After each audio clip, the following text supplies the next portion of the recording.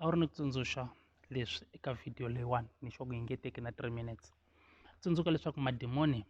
a hi mandlhozi. Madimoni i mimoya leyi nga i tintsumi leti nga wona Sathani enkarhini wa le ka Xikwembu a xi hanya na tintsumi ta xona eximoyeni na vana va xona eximoyeni before misava yi tiyisiwa before vanhu va endliwa va hanya etikweni ra ximoya. So madimoni i tintsumi letiya ti nga wa na Sathani. Sathani i hosi ya madimoni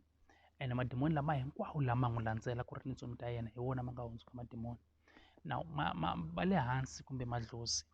endzhaku ka loko se vanhu va ta va tumbuluxiwile ku va na ti-generations hi ku hambanahambana ka tona emisaveni hi la se ku tumbulukaka genealogy kumbe rixaka ro karhi leri wena n'wini munhu u humaka eka rona. Ku fana na mina ni nga Sithole a nga tata wa mina u tswariwe hi Sithole un'wanyana ku famba ku ya kwale ndzhaku va tswalana loko ya kwale ndzhaku ya fika ya kuma masungulo. So a swi koteki leswaku lava nga tswala mina va nga va madimoni kambe mhakankulu hileswaku i vanhu va nga endliwa hi Xikwembu. So vona vanhu lavawani hi vona fikaka nkarhi wun'wanyana va phozesiwa hi mimoya ya madimoni mara vona a hi madimoni. Ni lava hi swi basisa kahle la ku na vanhu lava va nga swi twisiseki ku dimoni i yini and then va le hansi ku nga va ku ri yini. Now a wu ri nene ya ku tsundzuxa leswaku makwerhu loko hi ya vulavula ku na mimoya ya vuloyi ku na mimoya ya tintshava ku na mimoya leyi control-aka mimoya leyiwani hinkwayo i mimoya leyi yi nga endliwa kusukela ku sunguleni yi sukela ka ti-altar. A ku na nchumu xa munyama lexi nga endlekaka loko xi nga suki eka altar. I yini altar na altar loko ze ku hlangana ngati na rito ra munhu a vulavula a ri karhi a vulavula ti-incarnation to karhi ku na mimoya leyi yingisaka ivi ku na lexi faneleke xi endleka loko twa vanhu muti wo karhi va nge xadi muti wo karhi a ku endleki nchumu hambiloko vo zama va nga dyondza ku endleka yini mintirho a va yi kumi ku endleka yini ku na mimoya leyi sukaka ka ti-altar leyi ku nga lo vulavuriwa ku tlhaviwa xiharhi xo karhi ku nga va ku ri mbuti kumbe ku nga va ku ri huku ku nga va ku ri yini loko ku ze ku halaka ngati yi touch the ground yi touch ehansi ngati ivi ku vulavuliwa rito ehenhla ka ngati yoleyo it's bound ku na mimoya leyi nga le ku yingiseni. Ti-demonic mimoya ya madimoni ti-demonic forces matimba ya madimoni ma karhi ma yingisa leswi vulavuriwaka hikanene swilo swoleswo swi boheka ku ze swi endleka. Now ni la ku ta ku nyika solution n'wana wa le kaya ku swi nga endleka u ri karhi u ti vutisa ku hikokwalaho ka mina swi nga lunghi kasi kahle ku endleka yini hi vutomi bya mina vana va mina a va humeleli kaya a hi tekiwi kumbe a hi teki kaya ku endleka 1 2 3 and a mi swi twisisi ku ri ku endlekeni ka yini. Swi nga endleka ku ri na altar leyi nga lo endliwa kuma ku yi endliwe 100 years ago kumbe 50 years leyi nga hundza and a mi swi tivanga and lava nga endla ti-altar toleto na le misaveni a va ha ri kona se va hundzile. A wu ri ni ku nyika solution n'wana wa le kaya ku vulavuliwe rito ehenhla ka ngati. Ni la ku ta ku nyika solution n'wana wa le kaya hambi wa tshemba ka Yesu kumbe a wu tshembi kumbe wa ponisiwile kumbe a wu ponisiwanga mara la ta ku pfuna leswaku famba u ya landza ngati ya Yesu u ponisiwile a wu ponisiwanga. A wu ri ni solution leyi ni ku nyikaka yona hi leya ku loko se u ta va u vona ku tshunxeka eka leswi u nga ta va u swi endlile na ku byela u ta sungula ku khongela Xikwembu u ta sungula ku khensa ngati ya Yesu Kreste kusukela kwala hambi u ponisiwile kumbe a wu ponisiwanga mara u ta sungula ku khensa ngati ya Kreste and hi wena u nga ta famba u ya fakaza hi wena u nga ta famba u chumayela vhangeli u ku ni vone ngati ya Yesu yi ri karhi yi ni pfuna. Va vulavula hi tingati ta timbuti kumbe ta tihuku va ri karhi va vulavula hi ndyangu walowo ka n'wina kumbe nge hi ndhawu mi nge humeleli eka altari yo karhi lava nga fika va khinsama va dlaya i xiharhi xolexo va vulavula rito is very powerful n'wana wa le kaya rito is very very powerful hi rona leri Xikwembu xi nga tirhisa rona kusukela ku sunguleni xi ku a ku vi na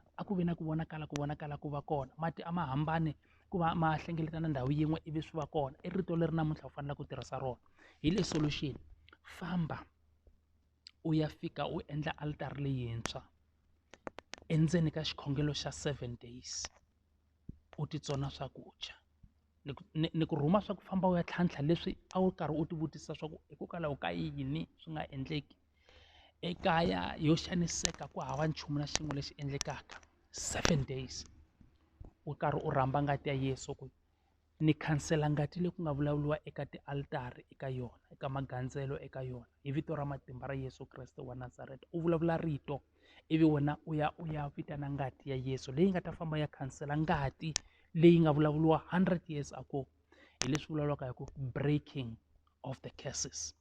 breaking of the curses, breaking of the yokes. U le ku tshoveni ka majoko, u le ku tshoveni ka tialitari leti nga vulavuriwa u nga se tswariwa na ku tswariwa.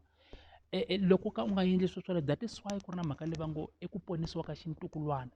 lexi nga ta fika xi ponisiwa endyangwini loku nga na munyama. Xintukulwana xo xelexo lexo fika xi ponisiwa, matimba ma tshama ehenhla ka xona, hi xona xi nga ta fika xi vulavula rito, ku tshoveka majoko kusukela eka xintukulwana xo xelexo ku ya emahlweni. Ku vonakala ku ri na ku humelela, ku vonakala ku ri na ku khanya, ku vonakala vana va hanya vutomi bya kahle, hi ku va ta va va yandleleriwe i grace hi wena u nga fika u tshova ti-curses na majoko. U yandlala grace ehenhla na loko va fika va nga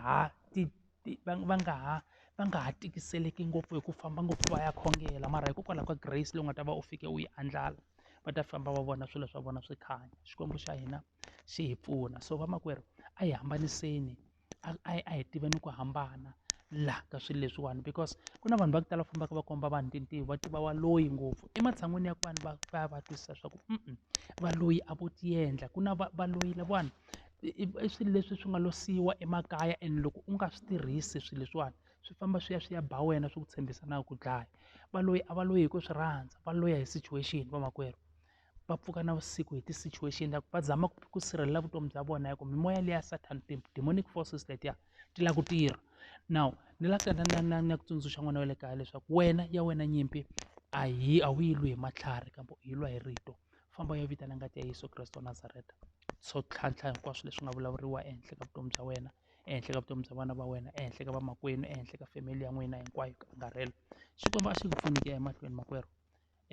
Context ni rhandza ku hinkwawu masiku ni endla context yo karhi ya ku at least ku va na vamakwerhu lava nga ta famba va tshunxeka.